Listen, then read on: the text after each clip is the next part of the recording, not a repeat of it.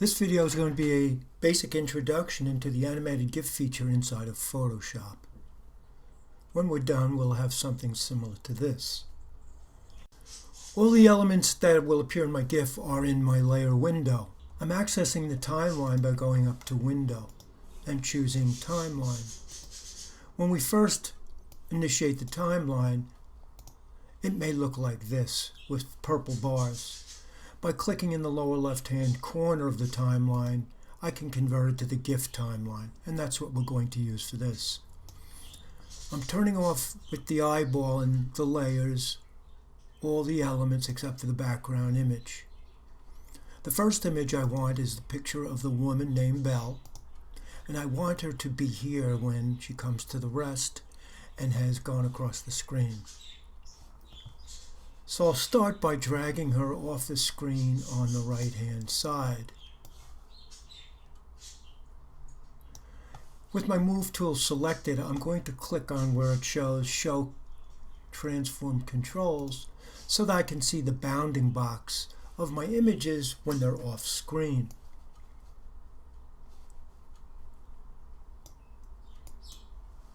I'm being careful not to click in the middle of this when the Show Transform Controls is on, because it will automatically go into the Scale tool, which won't allow me to animate.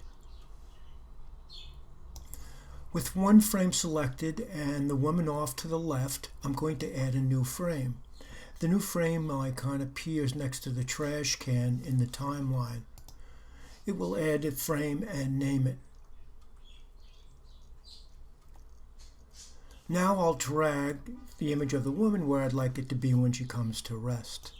Now there's one thing I need to change that happens by default. 5 seconds is the default setting, and we don't want any time range there at all. I'll click on it and I'll choose no delay and no delay. And now each subsequent frame will have no delay. Now I'd like her to move across the screen at a relatively slow rate. With frame number 2 selected, I'm going to click on the tweening button. The tweening button appears next to the new frame icon to the left, and it appears to be a circle that dissipates and gets smaller, going to the left. When I click on that, I get a tween window, and depending on the number I put in frames to add, that will determine how quickly it goes across the screen. I'm going to set it for 20. And now I can see the frames have all been added. If I were to go to the bottom of the timeline now, we have a VCR control, and if I click on that, it will play my animation. Now I'm going to animate the angel image. Going to my layer window, I'll select angel image and turn it on so it's visible. I have it where I'd like it to be once it comes to rest over on the left. At frame 22, the last frame in the timeline, I'll drag the angel so it's off the screen on the right-hand side. Adding a new frame by clicking on the icon next to the trash can, I'll drag the angel to where I'd like it to come to rest. I want it to move across the screen at the same rate of time. So I'll click on the tweening button, a series of little circles, little spheres, and I'll leave it at 20 and I'll click OK. Now if I were to animate, each of these images will go across the screen and reside on the other side. If for any reason a frame is not working correctly, I can select them in a series by shift selecting, or I can do them individually and click on the trash can to get rid of them. Now I'm going to animate the bottle going through the screen from left to right. I've selected the layer with the bottle and I've turned it on by clicking on the eyeball. It will be off screen on the left, and then I'll add a new frame and I will drag the bottle so that it goes off the screen on the right. I'll click on the tweening button to the left of the new frame icon and I'll leave it at 20 and click OK.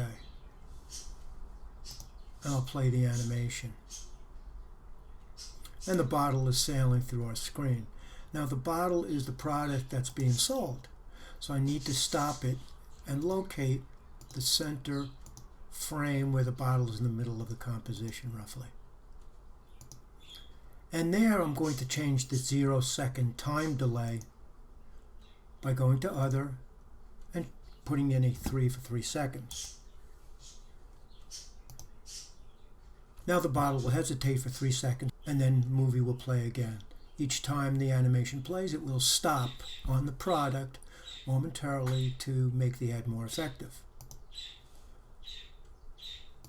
I'm going to the very last frame and selecting it. Now I'm going to have the word absolute come on. Going to the layer window, I'll turn it on and I'll activate it by clicking on the eyeball. Now I'd like to have this come on screen as well, and I'm going to have it come from the left. I'm going to have it come from the right, off screen, and then I'll add a new frame and I'll click and drag it to the center of the composition. Once again, I'm going to go to the tweening button and I'll reduce the frame range to 15. I'll want it to stay on screen for 3 seconds as well. So I'm going to change frame 80 where it comes to rest from 0 seconds to Other, and I'll put in 3 as well. This will assure me that at both increments of the animation, the product will stop and have an effect on the viewer.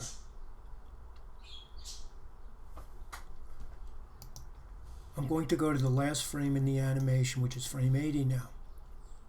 Now I want the text to fade out though. I'll add a new frame, and in the layer window I'll reduce the layer opacity to 0. At frame 81 the text is invisible, at 80 it is 100% opaque. With frame 81 selected, I'll add the tweening. I've set it for 10 and I'll click OK. Now there's one thing you have to be careful of with Photoshop.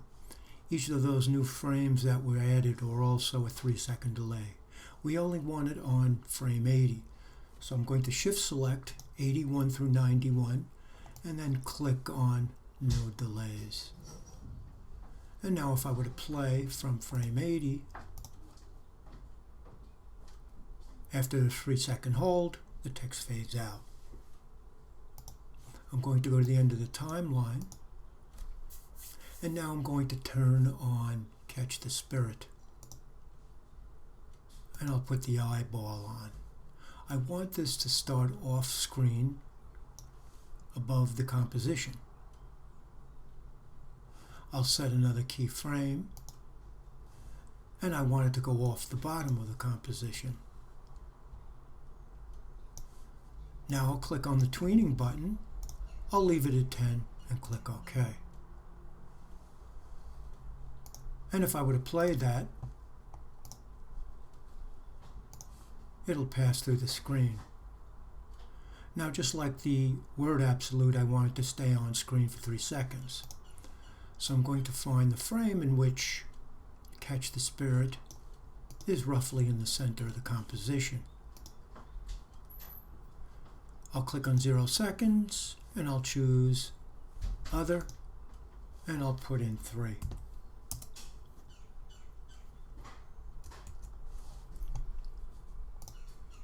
And now if I back up and play my animation, it'll stay on screen for the 3-second duration I assigned it.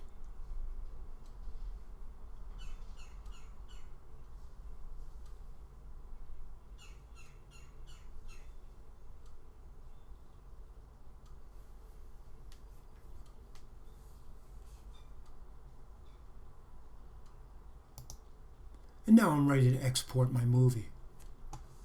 I'm going to go to File, Export, Save for a Web Legacy. The default settings are fine. I'll choose Save, making sure that the format says Image Only, giving an appropriate name. I'll hit Save. Now an animated GIF will appear, And if I were to drag that over one of my browser windows, it will preview it for me. And that concludes the tutorial.